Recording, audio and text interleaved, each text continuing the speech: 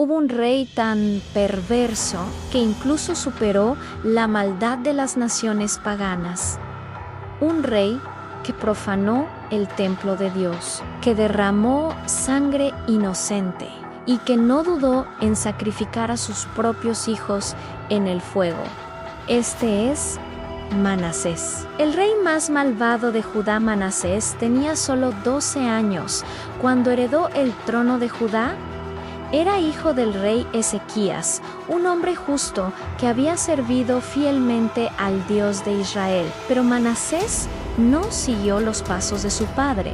Desde muy joven, su corazón se inclinó hacia la oscuridad y su ascenso al poder marcó el comienzo de una era de sombras para el reino. Apenas se sentó en el trono, comenzó a deshacer toda la obra de su padre. Restauró los altares paganos que Ezequías había destruido, aquellos lugares altos donde se rendía culto a dioses falsos. No se detuvo ahí.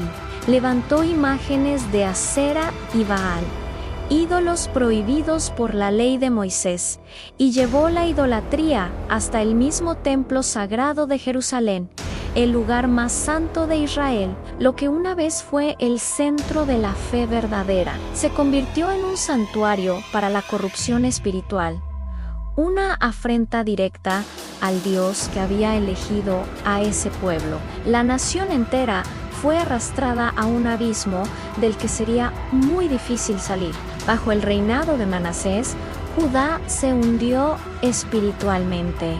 La justicia desapareció de los tribunales. La verdad fue silenciada por el miedo, y un temor profundo reemplazó a la fe que una vez había protegido a la nación. El pueblo, confundido y desorientado, comenzó a seguir el ejemplo de su rey. Los rituales paganos, llenos de humo de incienso y antorchas en la noche, se volvieron comunes. El propio Manasés consultaba a divinos, hechiceros y médiums que decían hablar con los espíritus. Rechazó abiertamente la ley de Dios y condujo al pueblo por caminos prohibidos, enseñándoles prácticas que el Señor había condenado desde el principio. La oscuridad no era solo una ausencia de luz, sino una presencia activa y destructiva que corrompía el alma de la nación. El pacto con Dios fue olvidado, y la identidad de Judá como pueblo escogido se desvaneció entre las sombras de la idolatría. Pero el pecado de Manasés alcanzó su punto más oscuro y aterrador cuando llevó a sus propios hijos al valle de Hinón, un lugar asociado con los rituales más depravados. Allí, en un acto de maldad inconcebible, los hizo pasar por el fuego. Ni la sangre de su linaje, ni el amor de un padre detuvieron su mano. Los entregó como sacrificio a dioses falsos, sellando su rebelión con la vida de su propia descendencia. En ese momento, Judá tocó fondo. La inocencia fue consumida por las llamas. El llanto silencioso de una nación resonó en el cielo, y el reino quedó marcado para siempre por una herida que parecía imposible de sanar. El rey que debía proteger a su pueblo se había convertido en su principal destructor, abriendo una puerta a una oscuridad que amenazaba con devorarlo todo. Pero Dios no guardó silencio. En medio de la oscuridad más densa, envió una luz, una voz. Envió a su profeta Ananías, un hombre de fe inquebrantable, anciano pero con un espíritu de fuego, que no temía al rey ni a su padre, ni a la muerte. Isaías había servido a los reyes anteriores y ahora se enfrentaba al más corrupto de todos. Caminando entre las ruinas morales de Jerusalén, con la autoridad que solo Dios puede dar, se plantó ante el rey y pronunció el juicio divino con voz grave y solemne. Sus palabras resonaron en el palacio. Han llenado Jerusalén de sangre inocente, de un extremo a otro. Has hecho que Judá peque, llevándolos a adorar ídolos inútiles. Por tanto, así dice el Señor, Atraeré sobre esta ciudad una calamidad tan grande que a quien la oiga le resonarán los oídos. El juicio vendrá sobre ti, Manasés, y sobre tu casa.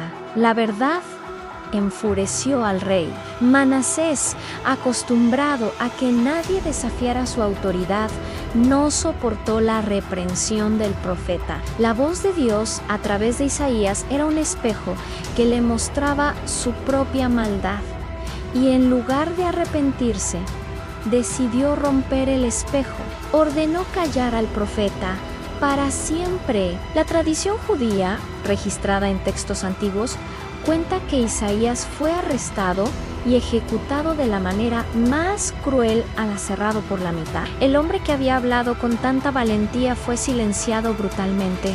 El pueblo observó en silencio, paralizado por el miedo. Así murió el profeta, como un mártir de la verdad que se atrevió a proclamar. Pero aunque su cuerpo fue destruido, su mensaje no fue silenciado. Sus palabras quedaron grabadas en la historia, esperando el momento de su cumplimiento. Entonces, el juicio que Isaías había profetizado llegó. El poderoso imperio asirio descendió sobre Judá. A los ejércitos de Manasés fueron derrotados. El rey, que había gobernado con soberbia y crueldad, fue capturado, humillado y llevado cautivo a Babilonia. Le pusieron garfios en la nariz y lo ataron con cadenas de bronce. El rey, que se creía un dios, terminó solo y encadenado, lejos de su palacio, lejos de su poder. En la oscuridad de una mazmorra extranjera,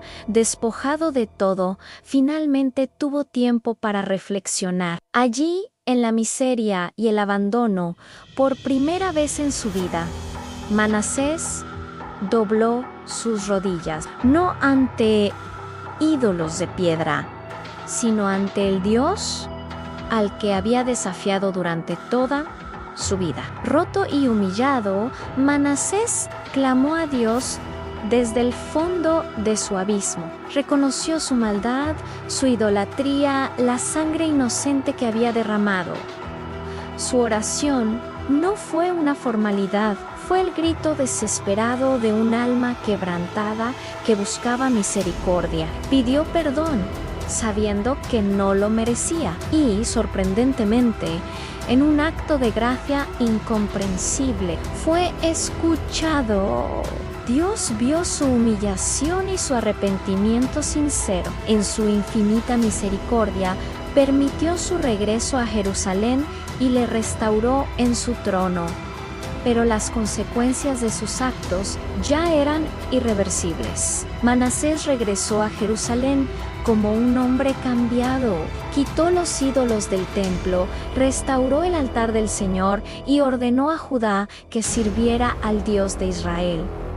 Manasés fue perdonado, pero Judá nunca se recuperó por completo del daño que él había causado.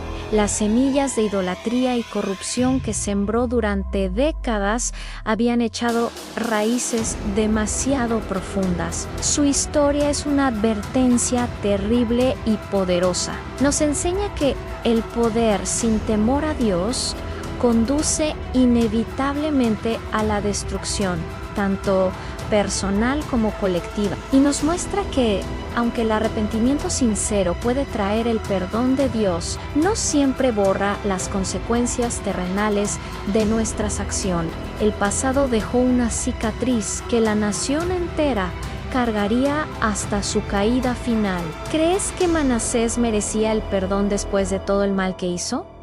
Es una pregunta profunda. Déjanos tu opinión en los comentarios. Si quieres conocer más historias bíblicas oscuras y complejas como esta, suscríbete al canal y activa la campana para no perderte nuestro próximo video. Gracias por acompañarnos en este viaje a las sombras del pasado.